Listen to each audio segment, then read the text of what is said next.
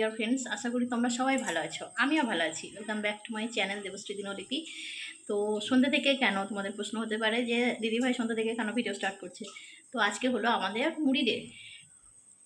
বিষয়টা নিশ্চয়ই অনেকে বুঝতে পারোনি। মুড়ি ডে এর মানে হলো আজকে হলো পঞ্চমী।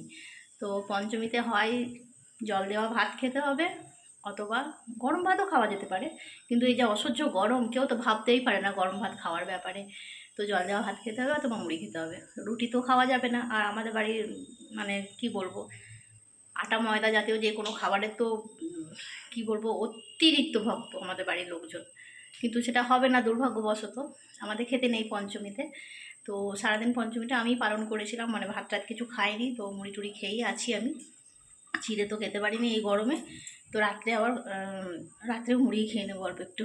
কী বলবো, আজকে সেজন্য বললাম যে মুড়ি দে। তো কী করছি মুড়ি খাবারের জন্য স্পেশাল আইটেম, সেগুলোই তোমাদের সাথে শেয়ার করব বলে ভিডিওটা স্টার্ট করলাম। তো মানে ভাত কেউ খাবে না বলে সবাই মুড়ি খাবে। তো চলো কী করছি আগে তোমাদের দেখিয়ে দিই, চলো।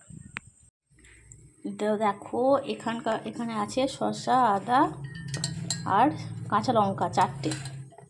শসা, আদা, কাঁচা লঙ্কা পেস্ট দিয়ে মুড়ি খেতে ভীষণ সুন্দর লাগে। দিয়ে দেবো সামান্য পরিমাণে লবণ, যেহেতু মুড়ি দিয়ে খাওয়া হবে লবণটা খুব কম, মানে একদম এক চিমটে বলতে গেলে। না দিলেও কোনো ক্ষতি হতো না, কিন্তু দিলে টেস্টটা ভালো হয়।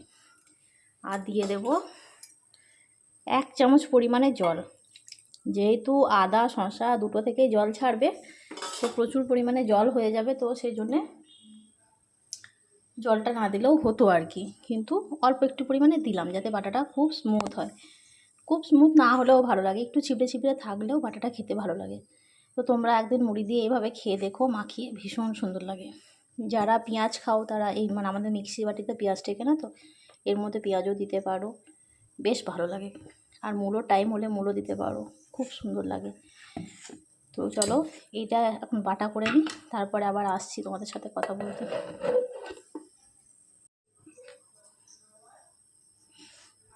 তো দেখো বাটাটা এখন আমার হয়ে গেছে। তোমাদের বলেছিলাম যে পেস্ট তৈরি করব।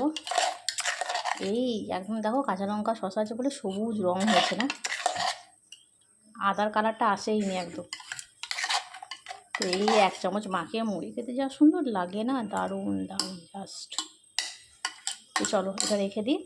আর এখানে কুকারের মধ্যে বসিয়েছি আলু সিদ্ধ করে চপ করব। কি বলো তো, আমার বরের না আমি বরের দোষ দেবো না, দোষটা আমার নিজেরই। আমি বলেছিলাম চপ আনার কথা, কিন্তু বর যখন বাড়ি আসবে তখন তো দোকানটা বন্ধ হয়ে যাবে, তো সেই জন্য পাবে না। আর আর যেখান থেকে নিয়ে আসে সেখান থেকে ওর ঠিক পছন্দ হয় না, তো সেই জন্য আনবে না। আর বললাম ঠিক আছে চলো, আমার আর মায়ের জন্য তো বাড়িতে কিছু করতেই হতো মুড়ি খাবারে, তো চলো একসঙ্গেই করে দেবো, বাড়িতে একসঙ্গে ভেজে নিই।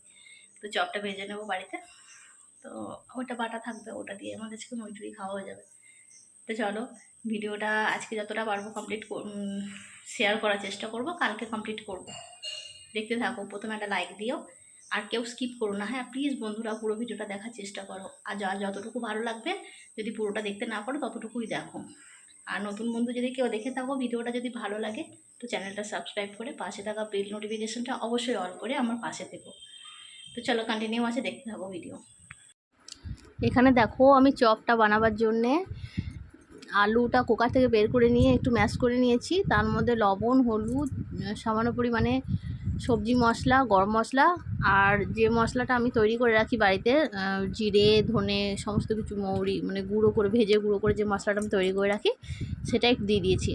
দিয়ে আলুটাকে ভালো করে মেখে নিয়ে দেখো চপের আকার করে রেখে দিয়েছি, আর মানে যাতে আমার ভাজতে সুবিধা হয় আর কি টাইমে।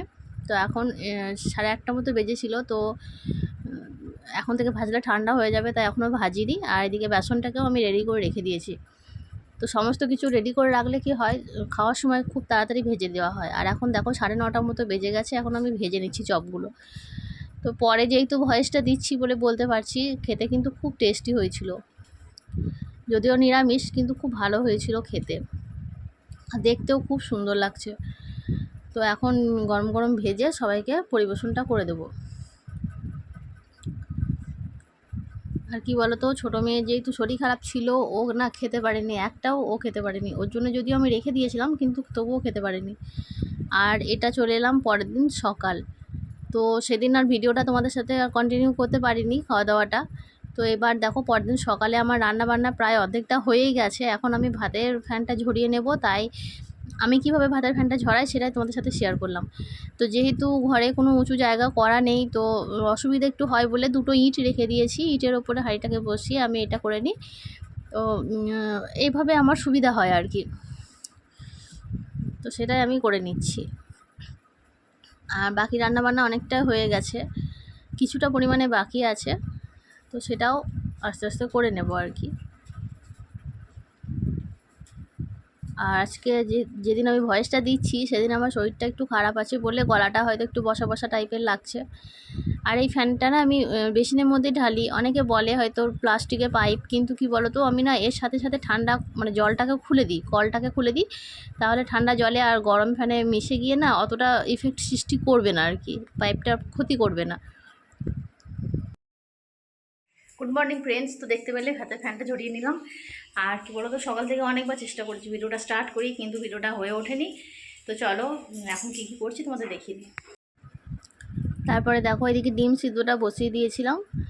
তো অনেকদিন ডিম খাওয়া হয়নি বলে আমার ভীষণ ডিম সিদ্ধ খেতে ইচ্ছে করছিলো। আর এদিকে মেয়ের টিফিন বানাবো, তাই এখানে আলুর পরোটা বানানোর জন্য সব কিছু দিয়ে ময়দাটাকে মেখে রেখেছি, বানানো হয়নি আর কি। সবাইকে বলো গুড মর্নিং, বলো বলো গুড মর্নিং, টাটা করে দাও সবাইকে, করো টাটা, করো করো টাটা। হ্যাঁ, কে ওটা, কে?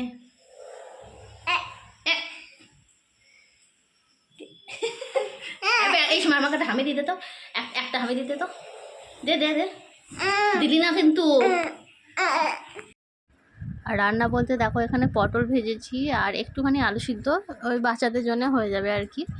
ওখান থেকে একটু আলু নিয়ে আমি পরোটাতে করেছি। আর ওখানে আর ওই যে সাইডে ছিল ওটা না কাঁচা কলা খোসার ভর্তা, খেতে ভীষণ সুন্দর লাগে। আর এখানে কাঁচা কলা, আলু, পেঁপে, পটল সব দিয়ে একটা ঝোল করেছিলাম, এই ঝোলটাও খেতে খুব ভালো লাগে। আর বড়ার টক করা আছে এখানে, বেসনে বড়া টক করেছিলাম।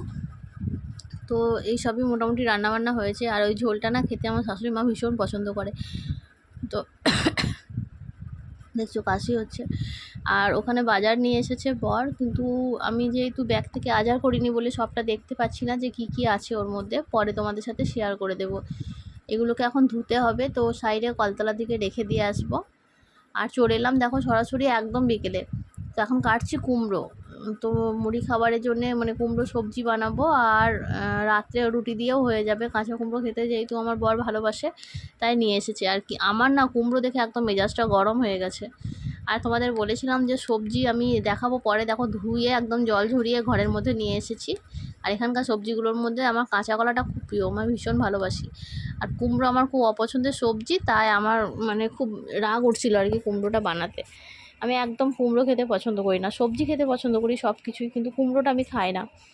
তো বন্ধুরা আজকের ভিডিওটা এই পর্যন্ত, যদি ভালো লাগে তো লাইক কমেন্ট শেয়ার করে দিও। নতুন বন্ধুরা চ্যানেলটা সাবস্ক্রাইব করে পাশে থেকো, পাশে থাকা বেল নোটিফিকেশানটা অবশ্যই অল করবে, যাতে আমার পরবর্তী ভিডিও নোটিফিকেশান তোমাদের কাছে পৌঁছে যায়। তো চলো আজকের মতো ভিডিওটা এই পর্যন্ত, আবার তোমাদের সাথে নেক্সট কোনো ভিডিও নিয়ে আমার দেখা হবে। আর এখানে কি বলো তো, কুমড়ো মানে কাঁচা কুমড়ো খেতে ভালোই বাসে, সেই জন্য কাঁচা নিয়ে এসেছে, কিন্তু আমার পছন্দ নয় বলে আমি আর কি সেরকম মানে কি বলবো বিড়বিড় করছিলাম আর কাটছিলাম সবজিটাকে। আমিও ভালোবাসি না, আমার মেয়েরাও ভালোবাসে না, সবজির মধ্যে এটা আমার সব থেকে অপছন্দের জিনিস। তবু যেহেতু ওরা ভালোবাসে বলে ওদের জন্য করে দিচ্ছিলাম। অনেকেই বলে কুমড়ো দিয়ে মুড়ি খেতে বেশ ভালো লাগে।